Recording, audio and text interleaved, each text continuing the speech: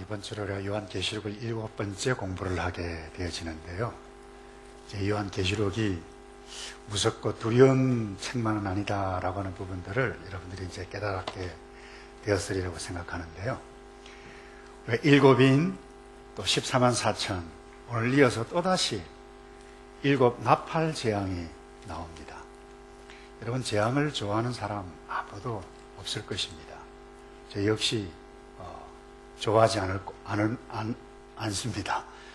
여러분, 근데 이 재앙은 어제 오늘의 이야기가 아니라고 하는 부분. 그래서 단지 이 일곱 나팔 재앙 여기에만 올인 할 수도 있겠습니다만, 우리가 이 하나님의 메시지, 전 메시지를 온전하게 알려면 전체 균형 잡힌 하나님의 성경 전체 메시지의 관점에서 해석을 하면 좋으리라고 생각합니다.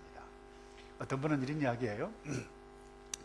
내가 하나님이라고 하면 이 재앙은 악한 사람, 헛된 사람에게만 내리지 예수 믿는 사람에게는 내리지 않을 것이다. 상당히 매력적인 말이죠. 예수 믿는 저희들에게는. 그러나 여러분, 감사한 것은 하나님은 그런 분이 아니십니다. 예를 들어서 예수 안 믿는 사람에게는 햇빛도 비도 안 주고 예수 믿는 사람 몸과 밭에만 해주고 비주고 잘 먹고 잘 살게 한다. 그러면 이 안에 계시는 여러분들은 얼마나 좋겠어요. 하나님은 그런 분이 아니시라고 하는 부분. 원수도 사랑하시고 핍박하는 자를 위해서 기도하라. 다시 말해서 오늘 교회 바깥에 있는 예수 믿지 아니하는 그 사람 기다리고 회개하고 돌아오는 것을 그렇게 기뻐하시는 하나님, 이게 구약의 하나님, 신약의 하나님. 근데 중요한 것은 여기에만 머무르지 않는다는 것입니다. 그래서 먼저 조금 이 말씀을 나누고 지나가겠는데요. 원수도 사랑하라라고 하는 하나님의 메시지가 있어요.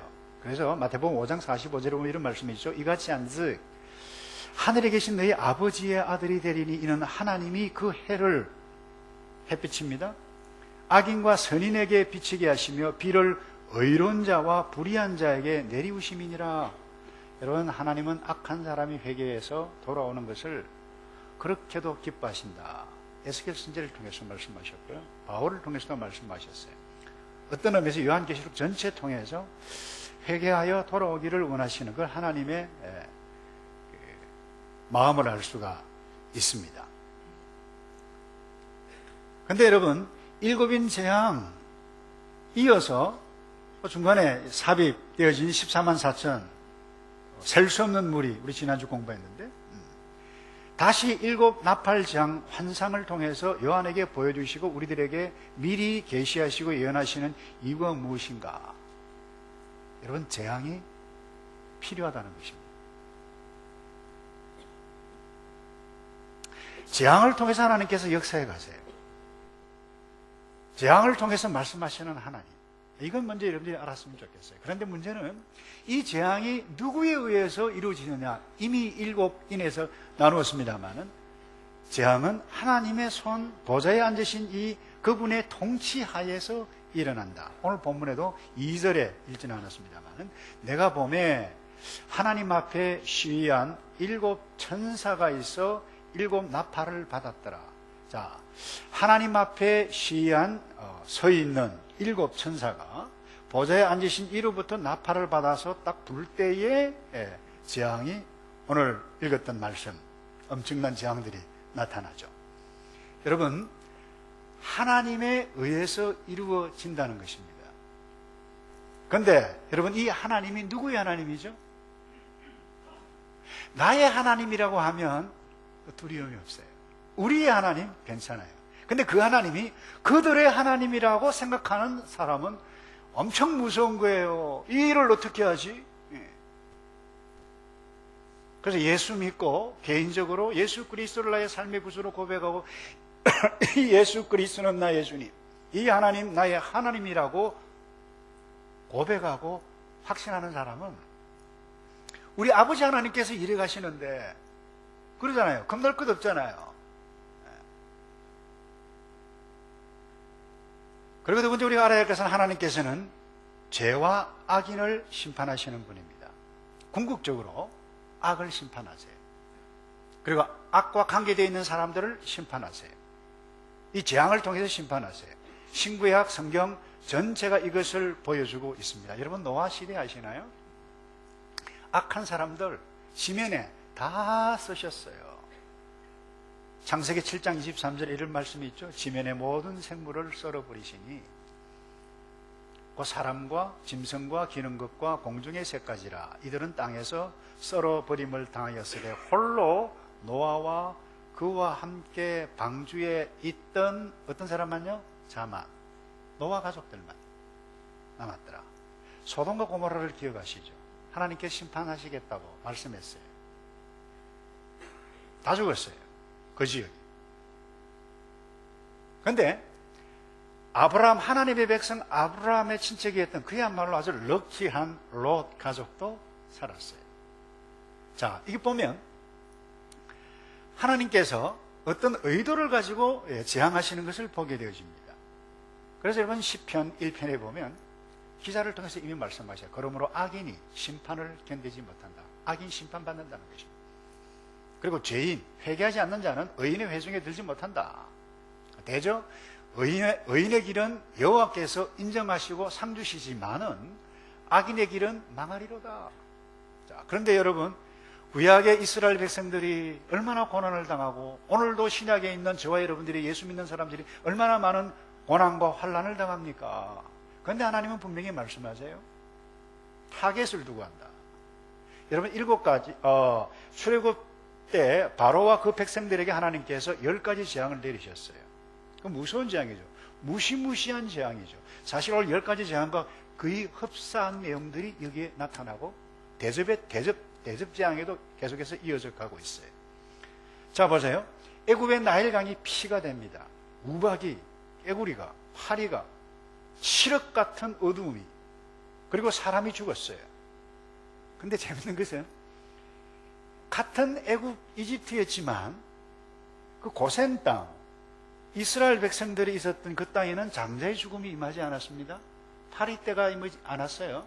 그래서 출애굽기 8장 22절에 보면 이런 말씀이 있어요. 그날에 내가 내 백성에 거하는 고센 땅을 구별하여 그곳에는 파리떼가 없게 하리니 이로 말미암아 나는 세상 중에 여호와인 줄을 내가 알게 될 것이라. 여러분 하나님은 악에 속해 있는 자를 궁극적으로 심판해 가실 것을 이미 구약에서부터 보여주고 계세요. 그럼 하나님의 백성들은 심판받지 않느냐? 그런 것만은 아니에요. 목사님 헷갈립니다. 근데 성경에 이렇게 되어 있어요. 자, 자기 백성이 타락한다. 심판으로 말할 수 있지만 저는 징계라고 표현을 하고 싶어요. 여러분 하나님의 백성인데 하나님의 율법을 떠납니다. 전쟁이 임할 것이다 그랬어요. 기근이 임할 것이다. 이미 모세오경에 약속된 거예요. 그게 이미 7 재앙에 나타났어요. 7 나팔, 앞으로 7 대접에도 나타날 것입니다. 근데 조금 관점이 달라요. 여러분 그럼에도 불구하고 남은 자들이 있게 하셨다라고 하는 것이 구약에 내려오는 전체의 사상이에요. 그들은 반드시 구원을 얻습니다. 그래서 자기 백성들에게 징계하시는 모습들을 여러 번 선지자들을 통해서 보여주셨잖아요. 특별히 요엘서 2장 25절에 이런 말씀이 있죠. 내가 전에 너에게 보낸 큰 군대 곧 메뚜기 놋과 황충과 팥종이에 먹은 해수대로 너에게 갚아주이니. 근데 여기 메뚜기 이 황충이죠. 문자적으로 해석을 하면 메뚜기예요. 그러니까 문자적으로 해석해서는 안 되는 부분이죠. 이 요엘도 마찬가지고 에스겔서도 마찬가지고 요한계시록도 마찬가지죠. 바벨론 군대입니다. 실제로 바벨론 군대에서 망했죠. 하나님의 백성이 징계하셨어요. 그래서 이렇게 재앙을 통해서 하나님께서 구약과 신약, 주님 오실 때까지 재앙을 통해서 하나님께서 말씀하시고 하나님이 어떤 분이다라고 하는 것을 예언하시고 계시하셨어요. 그럼 예수님도 미리 이 마지막 날 심판에 관해서 말씀하셨어요. 그런데 재밌는 것은 감염상 강화에는 최후의 종말에 관해서도 말씀하셨지만 앞으로 임박하게 임할 유대의 멸망과 함께 병행해서 말씀하고 있는데 이 학자들은, 성도들은 이게 무슨 말인지 분별하기가 쉽지 않아요. 그래서 함부로 우리가 해석하는 것은 굉장히 위험하다라고 하는 부분이죠. 예수님께서 이렇게 말씀하셨어요. 마태복음 10장 15절에 이미 오래전 내가 진실로 너에게 말한다. 강조용법이죠. 심판날에 소돔과 고모라 땅이 그 성보다 견디기 쉬우리라. 소돔과 고모라 땅이 얼마나 악했습니까? 그런데 앞으로 이 말 멸망의 그 사건은 비교한다라고 하면 소돔과 고모라 훨씬 더 양반이다 이런 의미 아니겠어요? 그리고 누가복음 21장에도 구체적으로 조금 말씀하셨습니다. 너희는 스스로 조심하라. 그렇지 않으면 방탕함, 술취함, 생활의 염려로 마음이 둔해지고 뜻밖의 그날이 그랬어요. 뜻밖의 그날이 덕과 같이 너희에게 임하리라. 그 학자들은 유대의 멸망과 함께, 다시 말해서 예루살렘의 멸망, 성전의 멸망과 함께 더불어서 최후의 종말과 함께 말씀해 가시는 하나님, 예수님. 그리고 보세요. 36절에는 이날, 35절에는 이날은 온 지구상에 거하는 모든 사람에게 임하리라. 그래서 여러분 잠깐 정리하기는 인재앙, 나팔재앙, 또 조금 있으면 대접장 또 나와요. 환상을 통해서 보여주시는 것이 무엇입니까? 이것은 처음 말씀하신 것이 아니라고 하는 부분입니다. 재차 말씀하신 것입니다. 그런데 이 재앙은 누구의 손에 의해서 이루어진다고요? 하나님. 그러니 나의 하나님이라고 찬송을 하고 기도를 하고 감격을 하고 감사를 하고 예물을 드리는 그 사람에게 이 재앙은 두려워할 필요가 없다라고 하는 부분입니다. 그런데 이 이상한 집단은요, 막 공포 부리기를 조성해가지고 그 이상한 집단은 막 헌신을 강요해요. 속지 않기를 바랍니다. 그래서 이런 재앙이 임할 때 약간 두렵지만 하나님께서 하시는구나, 이런 믿음의 태도가 우리에게 필요하다는 것이죠. 그래서 예수님께서도 제자들에게 이 땅에 있는 동안 그렇게 말씀하셨어요. 내가 너희에게 이르면 너희로 내 안에서 평안을 누리게 하려 함이라. 그 다음에 뭐라고 말씀하시는가 하면 세상에서는 너희가 환난을 당하나 담대하라, 내가 세상을 이겼노라 하시더라. 여러분, 악한 세상, 자, 예수 믿는 저와 여러분이 이 땅에, 자, 지진이 온다, 생태계가 파괴된다, 전염병이 온다, 여러분 다 기록되어 있는 미래적인 관점에서 볼 때 그렇게 해석을 하는 사람들이에요. 영향이 없느냐? 영향이 있는 것도 있고 없는 것도 있어요. 계시록의 말씀에 의하면. 그런데 우리가 영향을 입어요. 그런데 예수님께서 미리 예방접종을 하신 것입니다. 그래서 이제 오늘 볼까요? 나팔재앙이 그러면 어떻게 임하느냐? 간단하게 정리를 하고, 마지막 사실 그 황충, 그 다음에 이 내천사, 이 마병수가 1만만 1억 억이나 되는 이 군대 해석은 16장에 가도 나오기 때문에 그때 가서 제가 말씀을 나누기를 하고, 오늘은 간단하게 좀 정리를, 나팔재앙을 보고 주시는 메시지를 함께 나누기 원하는데, 7절부터 이 나팔재앙이 시작됩니다. 첫째 천사가 나팔 부는데 피 섞인 우박, 불이 나서 땅이 쏟아지며 땅의 3분의 1, 그리고 수목의 3분의 1, 그리고 각종 푸른 숲도 타서 황폐케 되더라 말씀하고 있습니다. 제가 첫 시간에 말씀드렸죠. 이 요한계시록을 해석하는데 과거주의, 그 다음에 미래주의, 역사주의, 영적으로 해석하는 이런 그룹들이 있는데, 이들이 다 틀렸다 말할 수도 없고 다 맞다 말할 수도 없어요. 그래서 왜 존 켈빈이 이 요한계시록을 주석을 쓰지 않았나, 이제는 이해가 돼요. 저도 어려워요. 다 무시해서도 안 되고 다 받아들여서도 안 돼요. 그러나 신구약 16권 전체 관점에서 이것을 바라보면, 근데 중요한 것은, 자, 이 요한계시록은 누구에게 주셨다고요? 1차적으로 1세기 당시의 성도들에게 주셨습니다. 그래서 그 상황을 무시하면 곤란합니다. 그래서 해석은 이 1세기 당시의 상황에 의해서 해석을 해야만 하는 것입니다. 그리고 또 하나, 적용은 달리 할 수 있습니다. 왠가 하면 이 하나님의 말씀은 어제 아브라함이 주셨던 말씀이에요. 그러나 그에게만 주신 말씀이 아니에요. 1세기 성도들에게 주셨던 말씀만이 아니에요. 오고 오는 주의 백성들에게 주시는 말씀이기 때문에 야, 그래서 제가 성경을 이 계시록 보면 정말 하나님의 말씀은 오묘, 신묘, 막측하다. 어디다 적용해도 맞을 수가 있어요. 그러니 야, 이단들도 많이 나오겠구나. 그런 생각을 제가 하게 되었어요. 이런 과거주의 해석자들은 특히 이 재앙 가운데 넷째 재앙까지는 이미 1세기 다 이루어 성취되어진 것으로 보는 거죠. 쉽게 이야기하면 그 당시 편지를 받았던 사람들은 미래의 일입니다. 그런데 우리의 입장에서는 이미 일어난 일이 과거의 1세기. 우리 지금 21세기를 살아가고 있잖아요. 1세기. 그래서 과거주의 학자들은 이 요한계시록이 언제 쓰여졌느냐? 70년경 이전으로 봅니다. 근데 대부분 사람들은 90년경에 쓰여졌다고 보는 것이 한국 학자들과 적지 않은 학자들이 그렇게 이야기하는데, 왜 70년 이전으로 과거주의 해석학자들은 보느냐? 1세기 오늘 소아시아 7개 보낸 그 2장에서 3장, 4장의 그 편지 내용을 보면 핍박이 대대적인 핍박이 아니라 지역적으로 일어났다는 것입니다. 이것을 보면 네로때라는 것입니다. 도미디안이나 베스피아누스는 그야말로 총체적으로 대대적인 핍박이 난 그때가 아니라고 하는 것을 알 수 있다는 것이죠. 그래서 65년에서 65년경이나 7년경으로 이전으로 봐요. 그래서 이 과거주의 해석자들은 이 본문에 나타났던 어떻게 보면 전쟁이 모든 것들이 뭐예요? 유대와 로마의 전쟁으로 보는 것입니다. 이미 이루어졌다고 보는 것이죠. 그리고 이 본문에 나타난 땅, 5절 이하에 나타난 땅을 거기 보면 바다도 그렇고 정관사를 사용하고 있는 것으로 보아서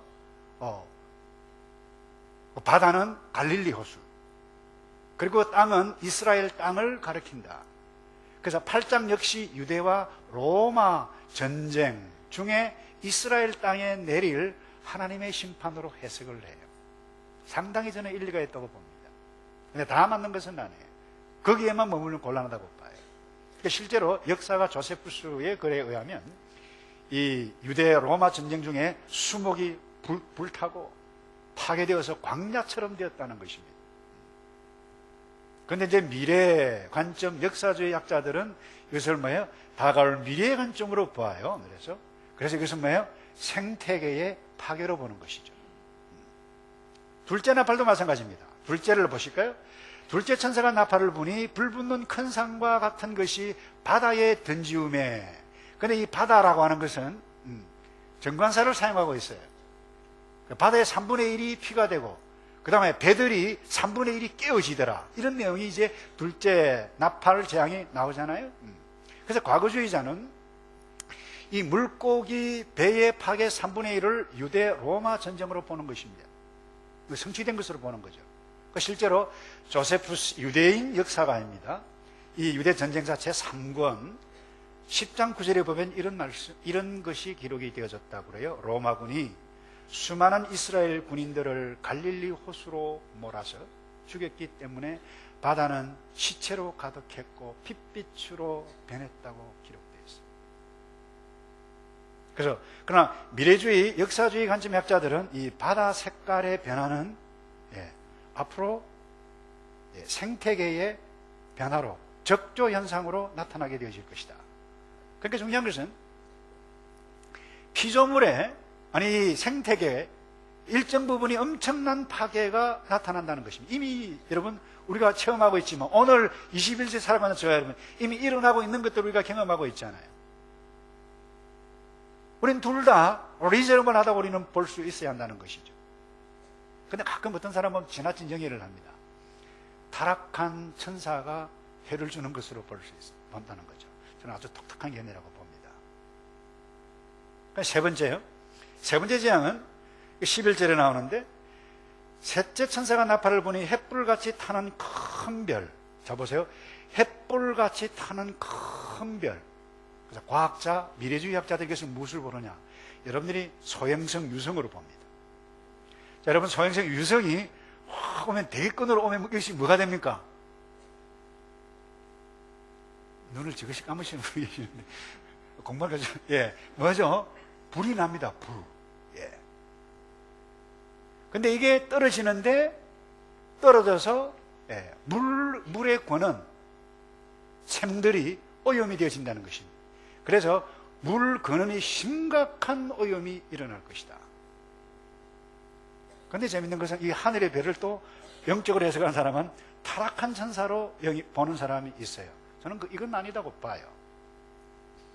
근데 미래주의와 과학자들은 유성과 소행성의 충돌로 보는데 더 재밌는 것은 이 과학자는 예수 믿지 않는 사람이에요. 반드시 이런 일이 일어난다. 근데 요한계시록 이 나팔재앙, 7대접 이것을 이 과학자들이 보아서 크리스찬들은 아주 럭키하다.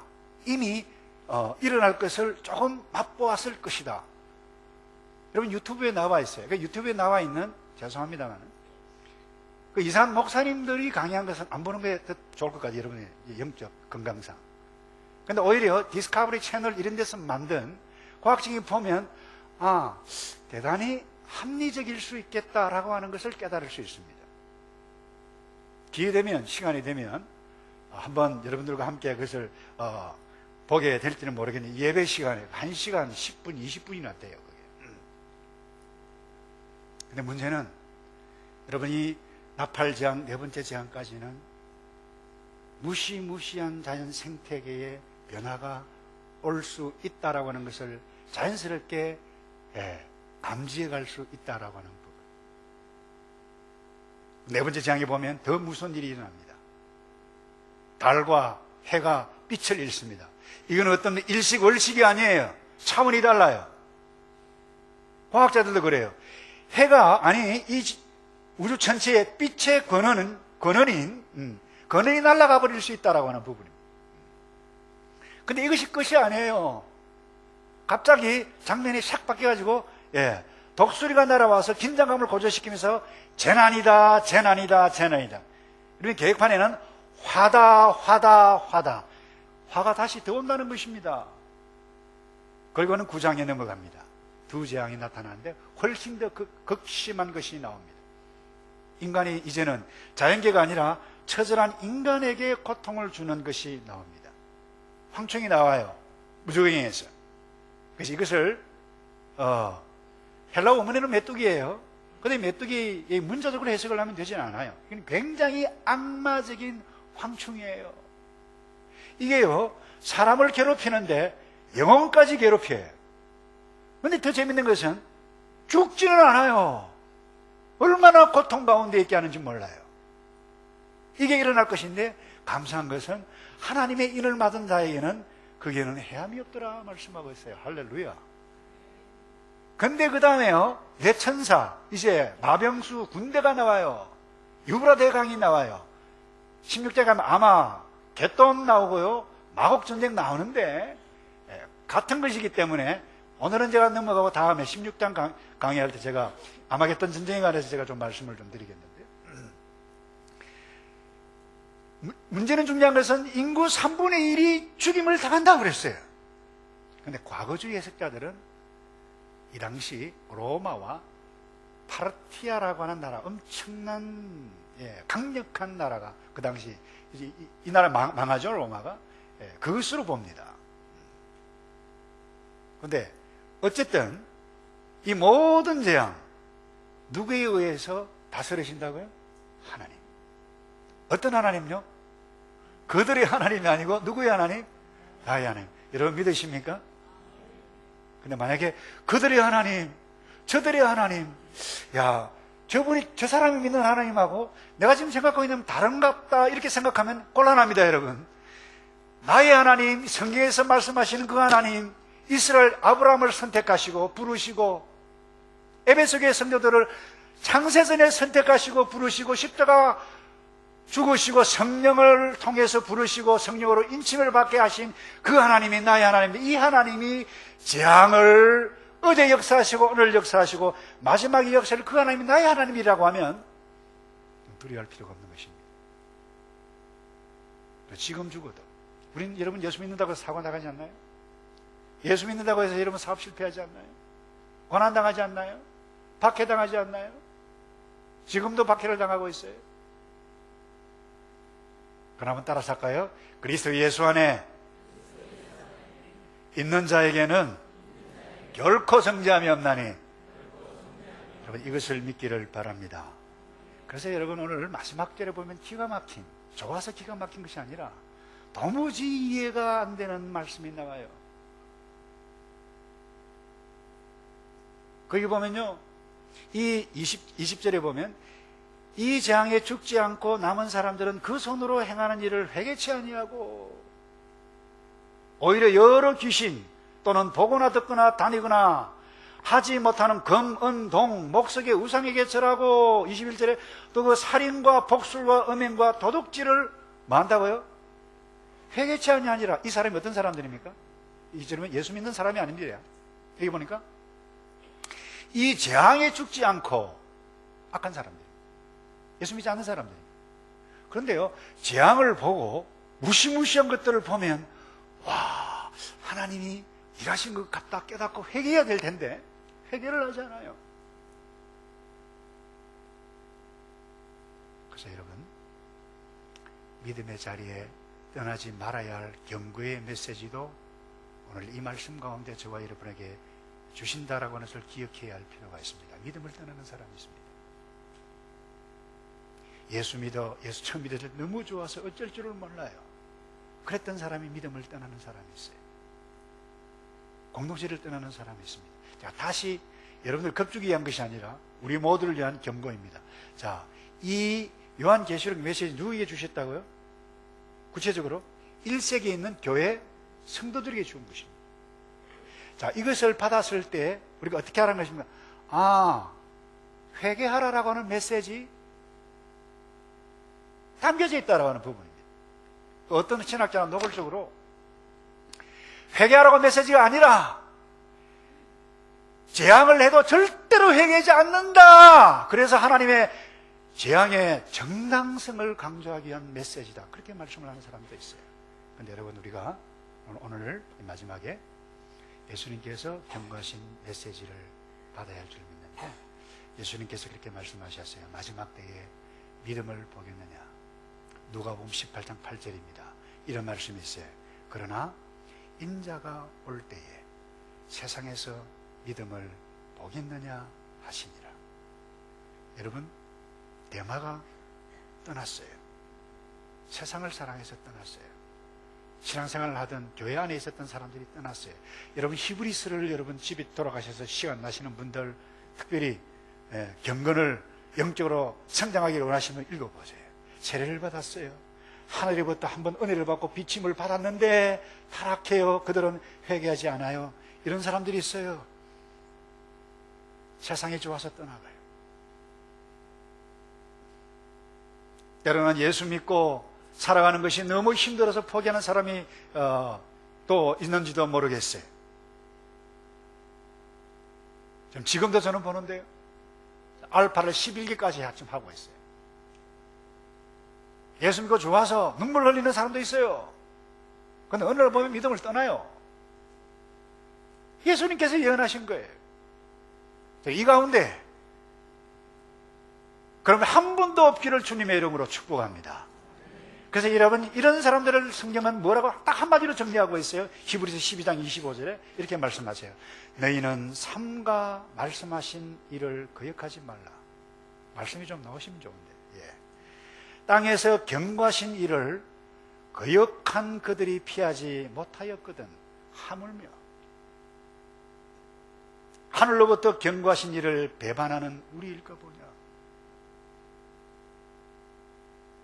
여러분, 믿고 교회 안에 있어서 하나님의 심판을 경고받고도 배반하는 사람들을 향한 경고의 메시지입니다. 제가 말씀을 정리합니다. 여러분, 이 나팔장 보면 이 인지양과 조금 다른 게, 첫 번째부터 네 번째 나팔까지는 엄청난 자연 생태계가 황폐해지는 것이 그야말로 심각한 문제로 나타나는 것을 말씀해 가고 있어요. 그런데 여러분, 성경이 우리에게 주는 메시지는 이 생태계의 심각성보다 더 심각한 문제는 사람의 마음의 황폐함입니다. 사람이 생각이 없어요. 개념이 없어요. 무엇이 선하고 악한지 생각이 없다니까요. 그래서 여러분, 이 재앙이 보는데도, 재앙이 나타나는데도 우상숭배를 해요. 극심한 고통을 당하는데도 그들의 생각과 뉘우침과 반성이 없어요. 우상숭배를 해요. 여러분, 지금 이 21세기 포스트 모던 시대입니다. 굿한다, 샤머니즘에 빠진다, 이해가 됩니까? 주술을 한다, 이해가 됩니까? 근데 성경이 이미 예언하고 있어요. 마지막 때가 되면 이런 일들이 굉장히 많이 일어날 것이다. 복술, 우상숭배. 여러분, 지금 가장 이성적인 사람들, 앵글로 섹슨족, 런던 한복판 근교에 어떤 일이 일어나고 있는 줄 아세요? 옛날 우리 어렸을 때 했던 한국에서 못 사는 동네인데 굿들이 거기서 버젓이 가정주택에서 행해가고 있어요. 기자가 찾아가서 지금 뭐하냐, 모든 것이 다 신이 아니냐, 그것을 하면서, 그리고 뭐 칼라도 이상가를 하면서 우리가 지금 신께 제사를 드리고 있다.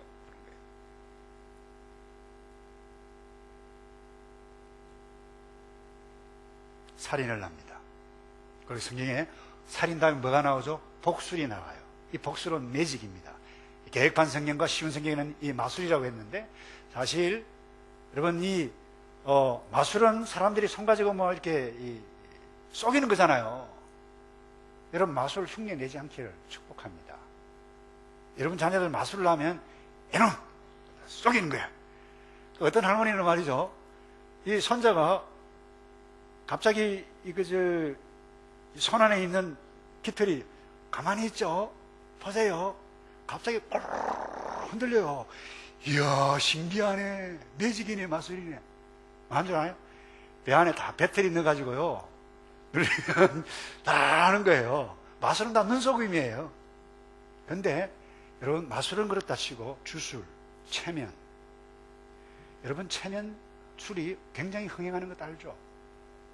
얼마 전에 깜짝 놀랐어요. 제가 우연히 채널 완전히 딱 트는데 슬립 하니까 그래, 저 짜고 하나, 짜고는 같지는 않아요. 자, 이제 내 말 들어라. 이제 경주를 할 것이다. 말탈 준비를 하라 하니까 이리 있다가 일어나가지고 폼을 딱 잡아요. Are you ready? 하니까 go! 하니까 뭐예요? 말 경주를 하는 거예요. 야, 그걸 보고 이 말씀을 딱 보는 순간에 정신이 번쩍 들어져요.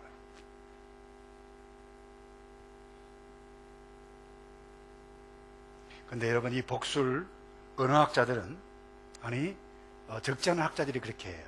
이 헬라어 언어가 파르머시의 언어 뿌리에서 왔다는 것입니다. 드로, 마약이라는 것입니다. 그리고는 여러분, 음행입니다. 이게 다 뭡니까? 10계명이에요. 우상숭배, 음행, 7계명, 도둑질, 8계명, 모든 계명이에요. 여러분, 이것은 이미 하나님께서 구약시대 때 말씀해 놓으신 거예요. 그래서 이 10계명을 지키지 아니하면 망한다. 이게 계시고 예언이에요. 여러분, 이미 구약에 말씀하셨어요. 다시 계시록을 통해서 우리에게 말씀하고 있는 것입니다. 여러분, 음행, 이건 심각한 일입니다. 여러분, 우리가 사람들이 살고 있는 곳곳 이 도시에, 세계 도시에서 일어나고 있어요. 유럽의 암스테르담, 그야말로 음행에 여러분 상상도 할 수 없습니다. 그 자녀들 길거리 가면 안 돼요. 서울, 부산, 뉴욕, 크라이처치, 오클랜드 K로드를 한번 가보세요. 여러분, 세계 곳곳에 있어요. 음행. 여러분, 세계 곳곳이 아니고 아주 가까이 있습니다. PC 스크린에 있어요. 스마트폰에 나와요. 이 정도입니까, 여러분? 기본 질서가 무너지고 있어요. 여러분, 그 미국 선거했잖아요, 총선을. 미 상원의원에 당선된 여자 태미 볼드윈, 나 레즈비언이다. CNN, 여러분이 뉴스를 진행하는 앵커입니다. 앤더슨 쿠퍼, 나는 게이다 선언할 만큼, 그만큼 보수적이었던 미국이 이미 무너지는 것이 아니라 이미 무너졌어요. 근데 여러분, 샌디가 오고 그 뉴욕에 맨하탄에 잘 사는 사람들이에요. 바로 이어서 폭설이 왔어요. 그 버지니아 주지사가 농담을, 야, 다음에 메뚜기 올지 모르겠다 이랬어요. 지금 농담할 때냐? 한번 보세요. 그들은 농담하고 있어요, 여러분. 회개치 않는다는 것입니다. 정말 납득이 안 돼요. 엄청난 재앙들을 보고 회개치 아니하더라 라고 미리 계시하고 있어요. 기가 막힐 노릇이에요. 정말 불쌍한 사람들이에요. 피리를 불어도 춤추지 않는 사람들. 왜 그럴까요? 무언가 다른 곳에 빠졌기 때문에 피리 소리가 들리지 않기 때문이에요. 악에 빠졌어요. 악한 영에 빠지지 않고는 이럴 수가 없어요. 악한 영에 빠지고는 기독교를 개독교라고, 물론 신자의 책임들이 엄청나게 많죠. 전도하는 것을 전도할 수가 없는 세상이에요, 지금. 이미 이와 같은 것들이, 여러분, 다음 주에 두 정인을 공부할 텐데, 여러분, 두 정인 노릇을 할 수 없어요. 그래서 오늘 이 메시지, 여러분, 우리의 성도들에게 영성이 황폐화되지 않기를 주님의 이름으로 축복합니다. 완악해져서는 안 돼요. 그래서 이 계시의 말씀, 예언의 말씀을 받는 성도들, 심판하시는 하나님이 나의 하나님, 우리의 하나님이신 것을 감사하시고요. 예수님께서 미리 말씀하셨어요. 이러므로 너희는 모든 일을 능히 피하고 인자 앞에 서도록 항상 기도하며 깨어 있으라 말씀하셨는데, 여러분, 이 주님 붙잡고 기도하고 모든 일에 감사하고, 내가 어떻게 하다가 이 예수가 믿어지고 이 은혜가 임한 것 감사합니다. 그래서 여러분의 가정, 내게 주신 목장 일터에 주님께서 주신 은사로 날마다 믿음 준비 잘하고 멋지게 살아가시는 저와 여러분 되기를 축복합니다. 기도하겠습니다.